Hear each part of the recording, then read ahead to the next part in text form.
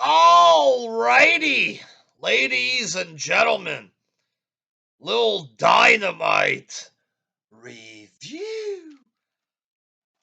Tired as fuck, folks, there and watching this wrestling. It's hurting my brain cells. I mean, Chris Jericho cutting a promo about the match with Eddie Kingston. One of the greatest matches of his career, he says.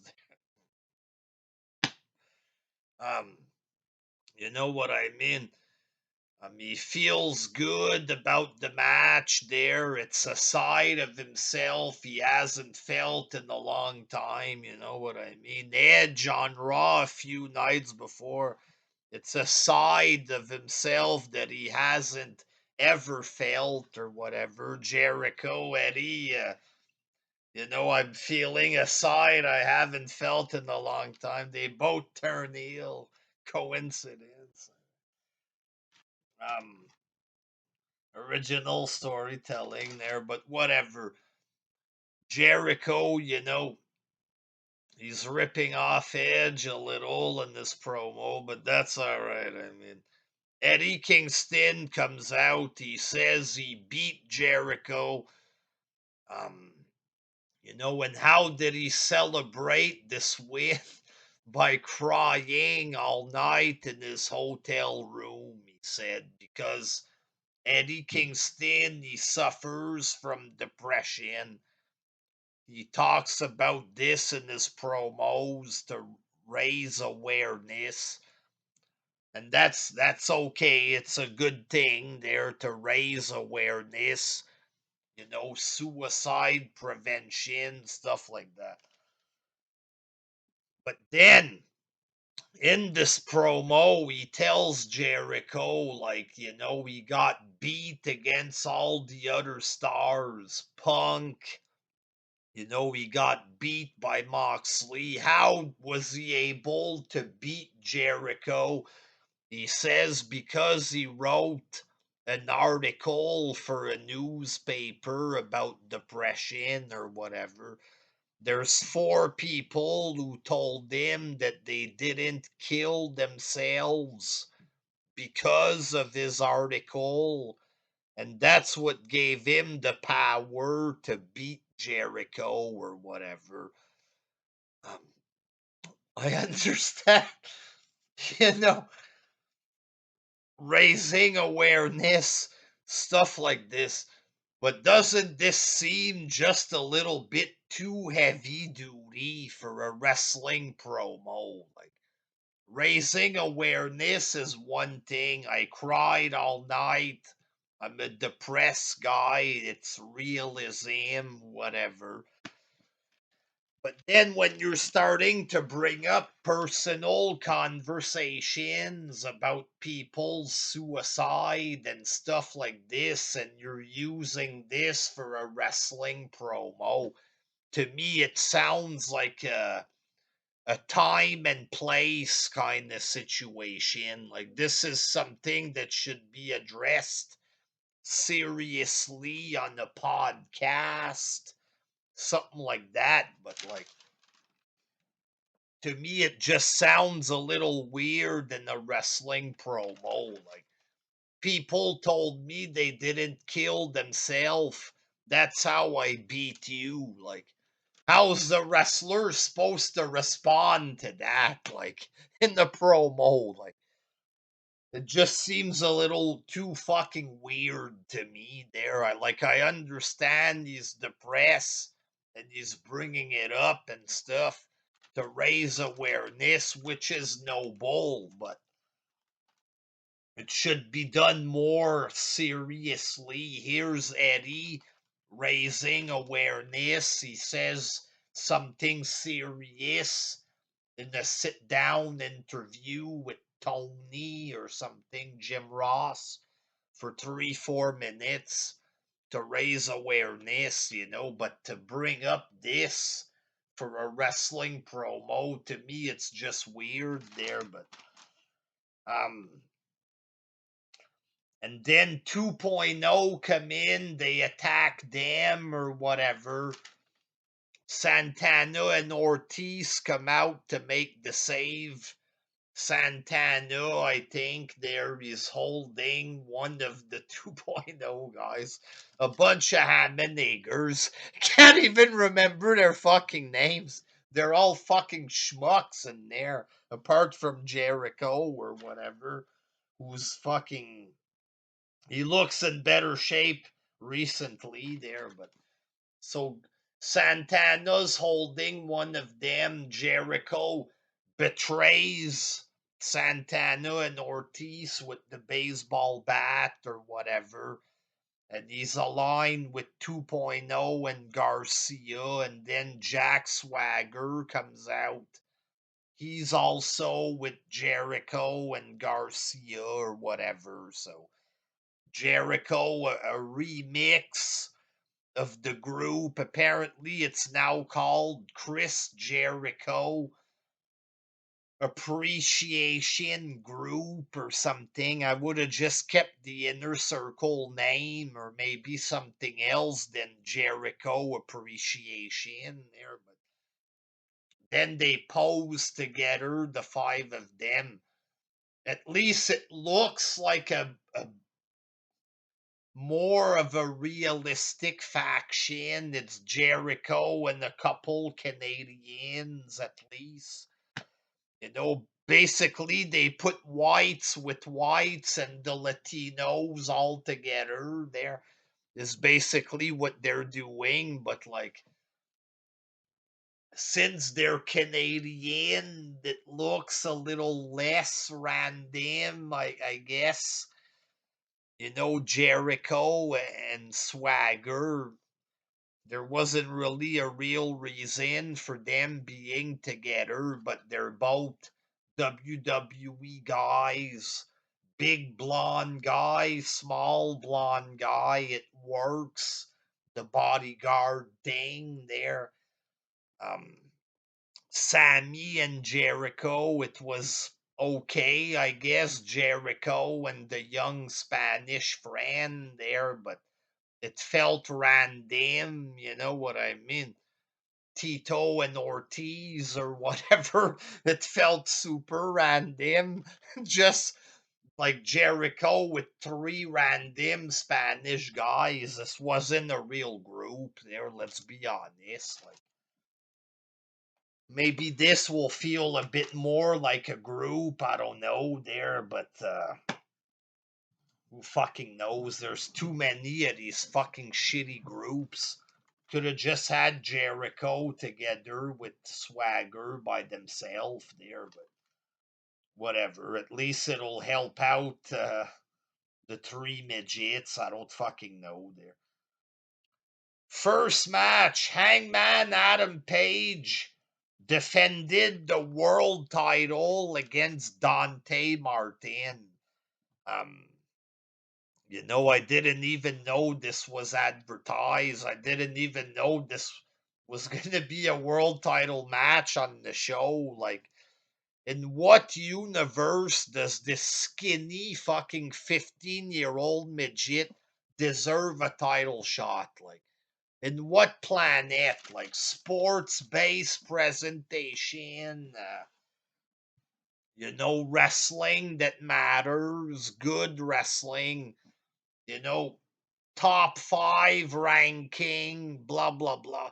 In what fucking way does this skinny toothpick midget deserve a title match? This is just fucking stupid. Like, and people were complaining that Brock Lesnar fought against Austin Theory at a house show in Madison Square Garden. They put, you know, Austin Theory against Lesnar. Fans online were complaining. I guess Austin Theory isn't worthy enough. In what dimension does this midget Dante Martin, in what fucking world is he worthy enough to get a title shot? Seriously, like, you don't get a cheaper fucking world title match than this. Brock against Roman, they're calling it the biggest match ever. Obviously, it's not the biggest, but it's big. It feels big. This is probably the least big world title match that I've ever seen. The least impressive world title match ever. Like, it looks like Adam Page having fun with his little brother or something. Like, at one point, they're outside the ring going back and forth. It looks super fake. Hangman spinning around with his goofy shit there. It looked like they were children just jerking around. It looked like they were having just a fake fun play time with each other. It didn't look like real wrestling. It looked like Hangman Page playing make believe with a little boy. Like, that's not world title material, straight up. Like, just a shit throwaway match there. It wasn't even good or whatever. It only lasted a little while. Thank fuck. But like, you don't get a more colder, random, shitty, meaningless world title match than this. Even in TNA, the world title, I've never seen it mean so little on the show. Like, for real. Um, so the match is a throwaway match kind of segment. It's short. Tony Schiavone comes out. It's a little promo, a boring promo of Adam Page being an unconvincing world champ as usual. He calls Dante Martin back in there. Your brother got hurt. Your brother was hurt. And you're doing good. You're having a good time, kid. And the 15-year-old just standing there looking super random and like he doesn't belong on television. Like, and then Adam Cole comes out or whatever for some shitty, boring throwaway promo. They're gonna have a rematch. Um, But first, it's going to be a tag team match next week. Good luck finding a partner. Every 2 weeks is the same thing. Oh, tag team match. Nobody's going to want to be your partner. It's always the same fucking story. Mystery partner, and it's always cheap partner. And so it's a big tag team match. So a throwaway match, wrestler against young guy, the world champ against a young throwaway jobber. It's cut short to have a segment with Tony Schiavone. Next match, Bryan and Moxley squash JD Drake and some fucking unknown schmuck jobber, something Henry, you know. So again, two wrestler against two young guy. JD Drake, not a young guy. He looks like your 50-year-old uncle or whatever, fat uncle. Why he's on TV? Who fucking knows? Fuck, who knows there? But it's a young guy, JD Drake, two wrestler against two rookie. Again, same thing. It's cut short. Tony Schiavone comes out for a talking segment. Identical. The same thing. Wrestler against young guy. Tony Schiavone talking. Wrestler against young guy. Tony Schiavone talking. The same fucking thing. Back to back yet again. So it's a fucking throwaway match. And then it's Regal who cuts a promo. Regal was okay. I respect Regal. This is supposed to be an explanation of why the group is together or whatever. So he talks about how he knows Bryan. He trained with Bryan First, he was crying with Shivani for about 5 seconds. Then he cut out the crying because every promo needs crying in AEW, apparently, there. So he talks about how he trained with Brian. They used to train 8 hours a night. They would have a training class for an hour. Then everybody would leave, and then they spent 8 hours together every night for 5 months. Were they having a relationship together, for fuck's sake? Who would spend 8 hours a night grappling with another man? But that's neither here nor there. But um, I hope for both of their sake that the time was exaggerated here. There. Imagine that. But so he talks about how he was having sex with Brian for 5 months, and then with Moxley, hey, I know this guy.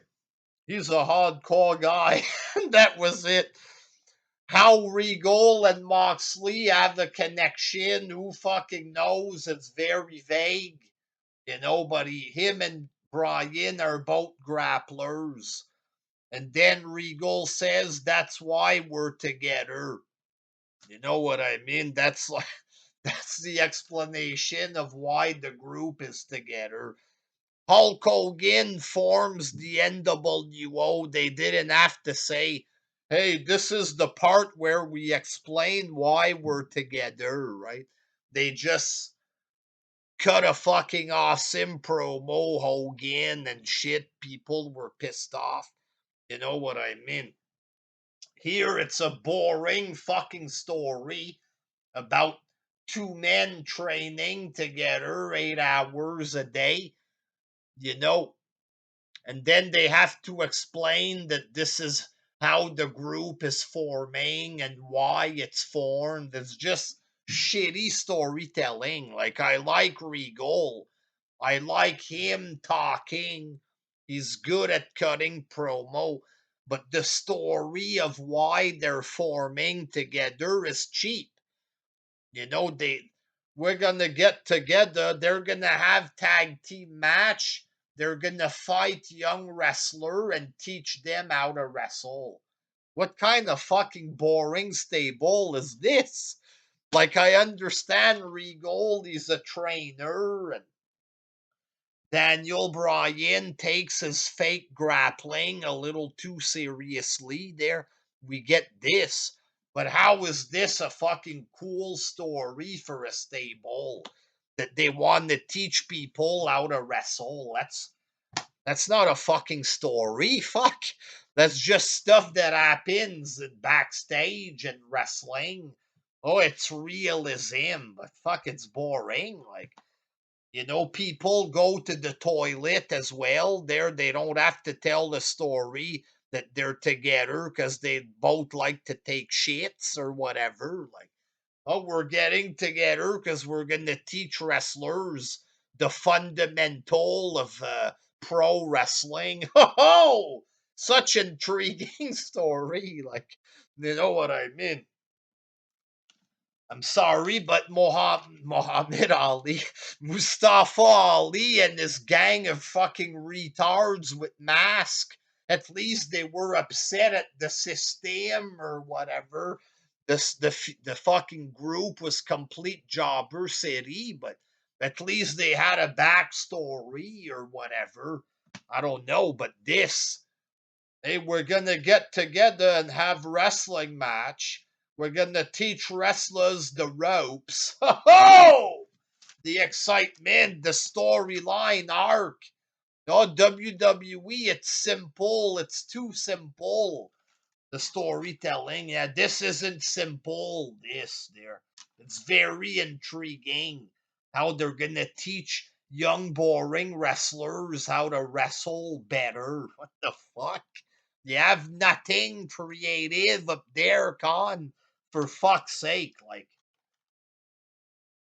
third match, Pac defeated Wheeler Utah again. Wrestler against jobber. Fuck Wheeler Utah. He's a fucking nerd. I understand he's the same size as Tony Khan. Kind of looks like him, except he has a beard or whatever. Maybe Tony hired him because he feels like he's a wrestler too, because Wheeler Utah could be his twin brother or something. Maybe they have a bond because they're both short, fucking boring midget with no charisma. I can relate to you, Wheeler. We both weigh 110 pounds, you know. But fuck this boring guy. And Pac, nothing says small man syndrome there more than Pac. This 4'3" midget walking around like he's a tough guy. I've had enough of this boring fucking charisma-less fucking midget. You know what I mean? Fuck this guy. He's in the face of the referee. The referee's like this much taller than him. I'm thinking, fuck, he's short. And then he's walking like he's a big man. You're the size of a fucking poodle, bud. Sit down. The fucking size of a poodle with the face of a bulldog. Shut the fuck up and sit down. You fucking midget. Fuck. He's standing up and it looks like he's sitting down. Get the fuck out of here, fuck. Fucking boring. Send these two boring amanagers to Ring of Honor there. Pac maybe could be a star in Ring of Honor where it don't matter if who wins the belt. He's a perfect fit for this. But he's too fucking boring. I'm sorry there. And then you had Matt Hardy and Andrade. They were arguing there. Hardy, he needs an out of this retarded story with Andrade. One of the most boring factions of all time. Hardy, Money House, or whatever the fuck it's called. The House of Boredom and Bad Storytelling, or whatever. And now, Andrade is arguing with Hardy. Hardy, when I put on the suit, I'm a bad guy, something like this. Just boring, stupid, throwaway trash. They attack Hardy. Sting and Darby Allin come out. Why? I have no clue. That Sting came out. And then Jeff Hardy came out to save his brother. I would have had Jeff come out without Sting for two reasons. Number one, if you're making a big debut, just have Jeff save his brother. There, have him run out with a chair and everybody rolls out of the ring. Why do you have to have another person come out first? Like, what the fuck? For why? Like, and here's the other reason. Well, first, Jeff comes in. They chase out a few people. He hits a swanton. I'm sorry, but it doesn't feel big time. You know what I mean? It's a debut. Jeff is a big name.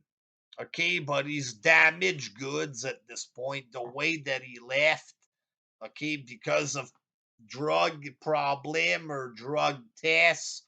He was clean, but he left, whatever. It's more shady fucking circumstance as usual. He's back. We've seen him on TNA. He was in Ring of Honor.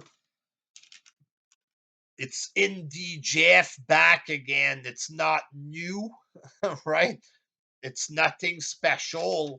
He hits a swanton. They do swantons off the fucking roof every week in AEW. Doing a simple swanton. I don't know if it's good enough for the flip crackheads in AEW there, but Jeff, to me, this didn't feel like a big debut. First of all, there's 3 debuts every fucking show. So it's hard now to be excited for a debut. They happen all the time. Plus, it was advertised for weeks in advance on the internet. Jeff said himself he was coming back. The fucking date of March 9th was written all over the place for weeks. He comes out. It's spoiled big time. Who cares? You know what I mean? You know how I reacted to it? I'm looking at this. I see Jeff. He's like this. It's Jeff and Matt looking at Sting and Darby.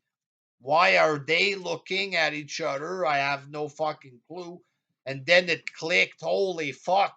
Jeff Hardy and Sting. Fuck. Jeff Hardy and Sting. And then I'm like, God damn. Victory Road. TNA. Fuck.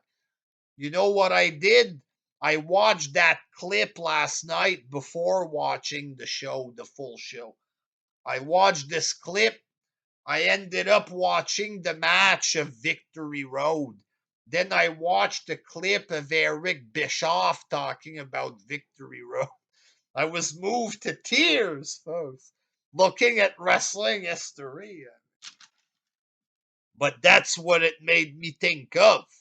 When I saw Sting with Hardy, I would have not had Sting and Hardy be the first image because that's what my mind right away it went to that TNA, Jeff Hardy, Drug Hardy. You know, I just hope Jeff don't end up on dope again. I don't want to say that to sound like a dick, but that's what happens all the time. Fuck. McMahon wanted him to take a drug test. Maybe that's because they fucking care about him.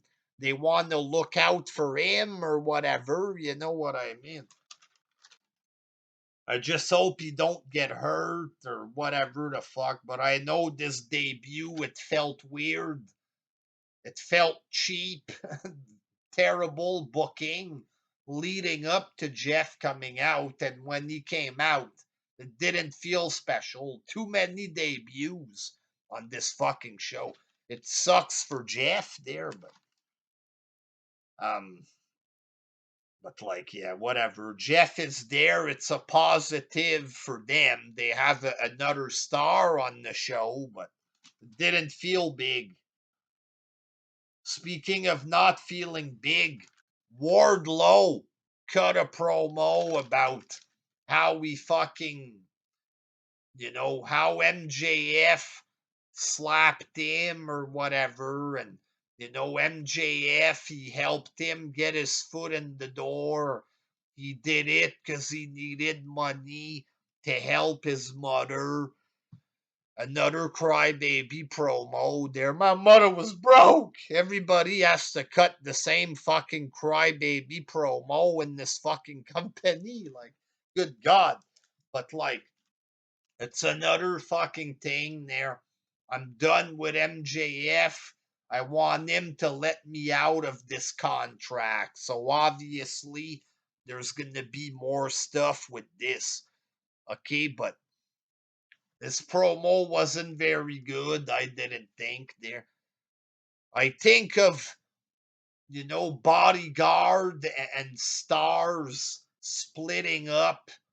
You know what I mean? Like Batista and Triple H splitting up. That was a big fucking deal. You know what I mean?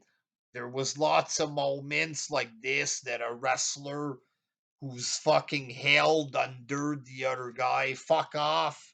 He turns around, he can't take it. Finally, he punches the big star in the face. It's been done time and time again. And this is like the most uneventful. Like, Wardlow should have fucking beat up MJF. There should have been a bigger build up with a cool moment, not just putting the ring in the fucking this cheap ring and walking to the back and then cutting a boring promo about it that doesn't feel like a big split up. You know what I mean? Feels cheap.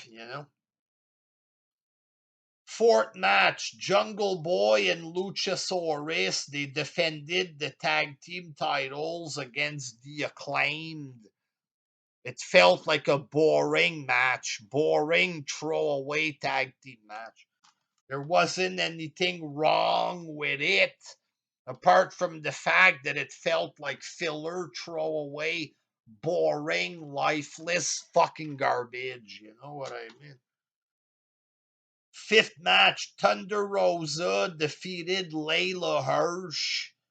And this fucking sucked. This match was terrible. I like Thunder Rosa a little bit, but Layla Hirsch, like, what the fuck am I watching? Get this fucking weird manatee off my television. Like, get the fuck out. Like, what is this? Is she even human, for fuck's sake? I don't even know what I'm looking at here. Sixth match. Scorpio Sky defeated Sammy Guevara for the TNT title. This was okay, I guess. Scorpio Sky looks more convincing than Sammy a bit. They're better shape, bigger, bit more serious as a wrestler. There, the problem is that he's about 5'2", if that. There, but he's okay, maybe for the TNT title. We'll see there, but Sammy was getting fucking boring, and he's not drawing any ratings at all there. So, and Paige Van Zandt, she attacked the girlfriend of Sammy, Ty Conti. There, they announced that Paige Van Zandt has officially signed with AEW. At least there's a positive. You know what I mean? Paige Van Zandt, semi-star of UFC there. She's not really known for being a great fighter. It's more because she's hot. She's known for being a hottie or whatever there. Um, so at least this is a positive to bring her in. There's a bit of a cool factor with having her there. Is she gonna be as good as Ronda? I doubt it. Maybe she's better looking, way fucking better looking than Ronda there. She should have went to WWE. Apparently there was interest to get her to go to WWE. She should have went there. She could have been trained properly. You know what I mean? Dan Lambert also should go to WWE there. But you know, Jericho, I thought it was okay, but the stuff in the promo about killing people or people killing themselves, like, I don't know why it's um but like Jericho turning on LAX, I enjoyed that. I'm supposed to think Jericho is the heel, but because of the way it's booked, I was happy to see Jericho beat them up there. And that's not even how I'm supposed to feel. Um, Scorpio Sky was okay. William Regal cut a promo. It was okay, but like I said, the storytelling is bland and boring. And there's way too much filler. Page against Jobber, Brian Moxley against Jobber, Pac against Jobber, Thunder Rosa, who's not even really a star, going up against Jobber. Two young guys in the main event. It's all filler. Luchasaurus and the Acclaim. It's fucking filler. There's too much of these fucking filler throwaway wrestler versus jobber match. You're just wasting our fucking time. Have a star against a star. Something, like, for fuck's sakes. Daniel Bryan against Luchasaurus.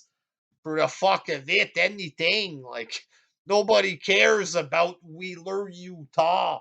Nobody cares about Lee Moriarty. I can't even pronounce his name against another fucking, you know, put a couple stars together. Instead, they put the matches of wrestler versus wrestler. They put those on Rampage, the show that nobody fucking watches. Fuck off. Like, we talk about Raw not putting any effort, too much rematch, this and that. I'd rather watch a rematch than 3,000 cold matches between a not so interesting star versus a fucking jobber, a young guy in an athletic match against a wrestler. Every fucking match is the same.